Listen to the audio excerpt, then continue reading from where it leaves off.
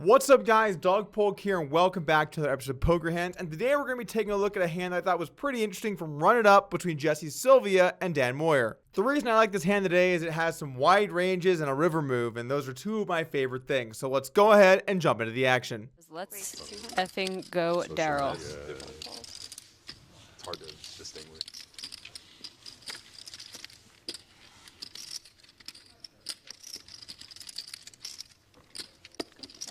Our hand begins at $10.25 with a $50 straddle from under the gun.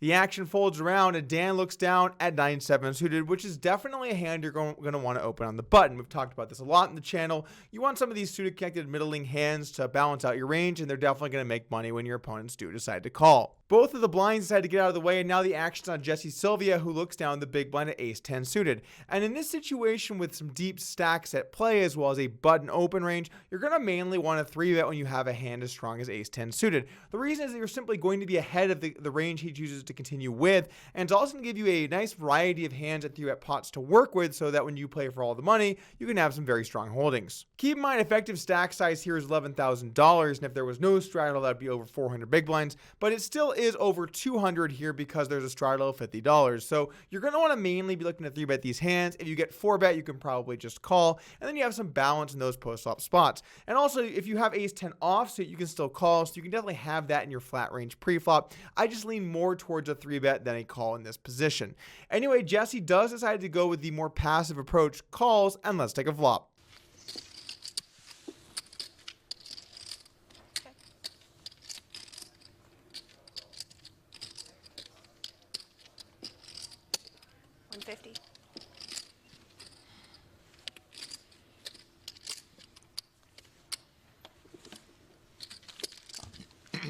The flop comes queen, 6, deuce, rainbow. Neither player has improved him much at all. In fact, Jesse's still in the lead with his ace high, but has nothing to go along with it. And Dan's got a couple backdoor type draws, but nothing he can be too confident about. Action kicks off with Jesse checking the flop, and now Dan has to decide, is this a hand he wants to bet in the flop or not? And I mainly lean towards betting here on the flop. The reason that the opener's range should contain much more strong hands in the big blind. The big blind should mainly 3-bet his strong hands pre-flop, but then also is going to have a lot of pot odd situations he has to call, whereas the button should be opening a considerably tighter range. He's raising into 3 people. So in this situation, I like a small bet size, something like 1/3 pot makes the most sense to me, and maybe occasionally going for something a bit larger as well.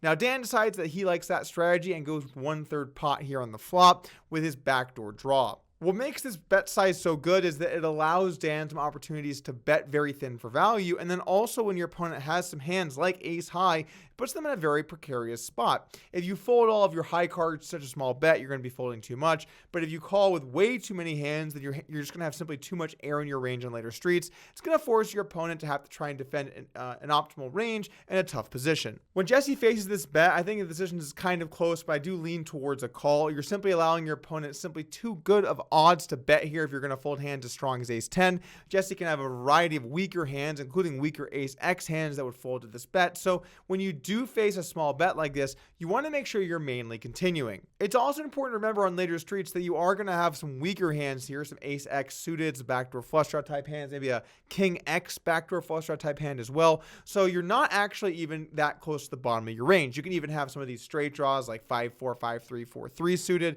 that decided to not check raise, even though that should be more likely on the flop. You still will have these hands from time to time. Anyway, Jesse does decide to check call, and let's take a turn.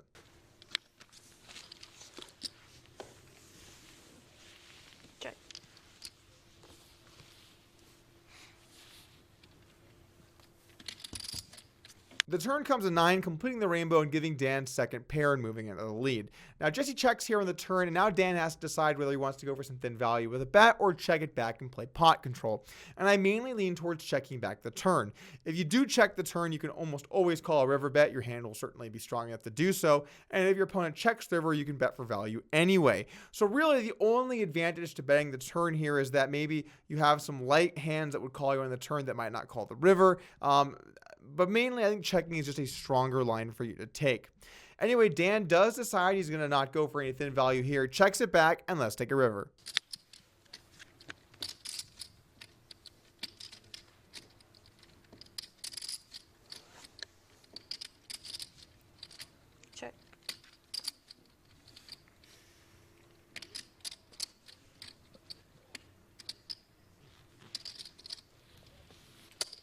300.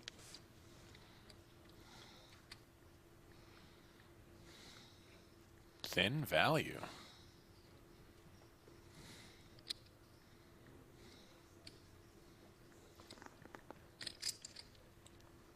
Jesse, Sylvia Raise to 14. is in the building.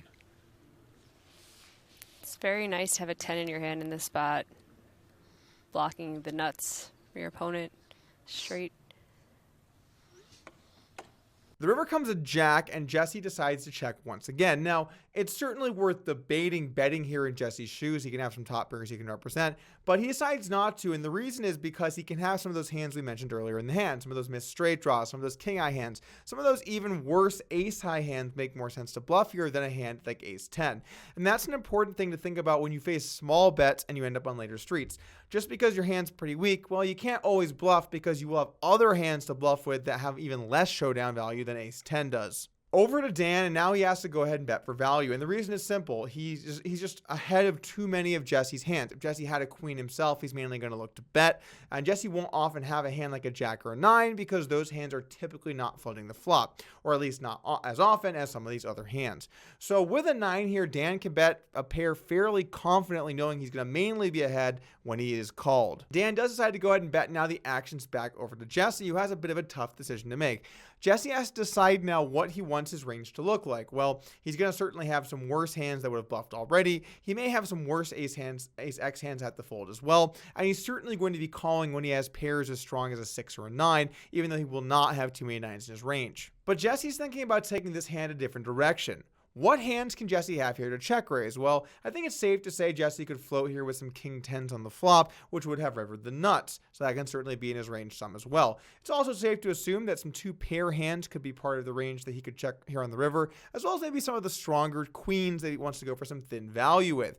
Now, typically speaking, a queen's going to just go ahead and bet, but he can have some of these stronger holdings, and thus creating a check raising range makes a lot of sense. We've deduced Jesse's going to want to call here with many of his pair hands, but he does have to pick out some bluffs. And what ones make the most sense? Well, you're typically not going to want to have cards that can block your opponent's bluffs, and you are going to want to have cards that block your opponent's value bets. So, for example, having an ace in your hand will be pretty good because when you have an ace, that's a not very likely card your opponent will be bluffing with. They would have to be checking for showdown value or not even looking to bluff on some earlier streets.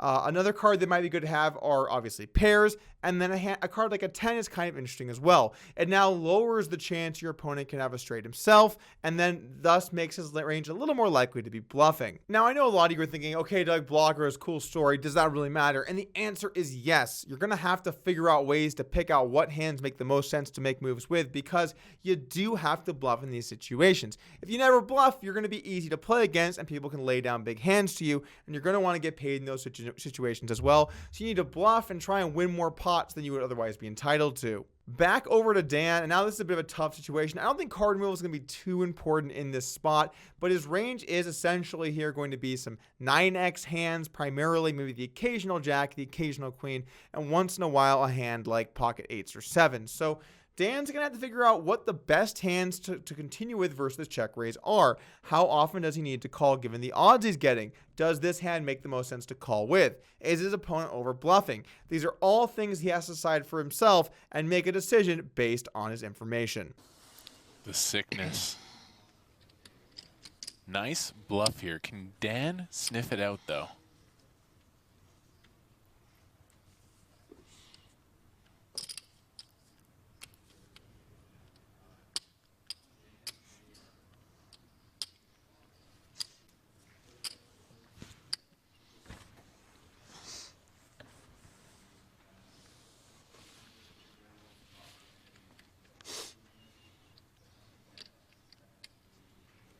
Man, to go for thin value here. Oh my goodness. Wow. Oh my goodness. Nice call. Dan. What a call. You know, normally we cover hands people made mistakes, but I actually really like how both these players played this hand. And even though it was smaller stakes and there was a lot to learn from, I hope you guys enjoyed this video. Oh yeah, and I'll see you again tomorrow. We've got a little streak going here on the channel, and I don't intend to break that anytime soon.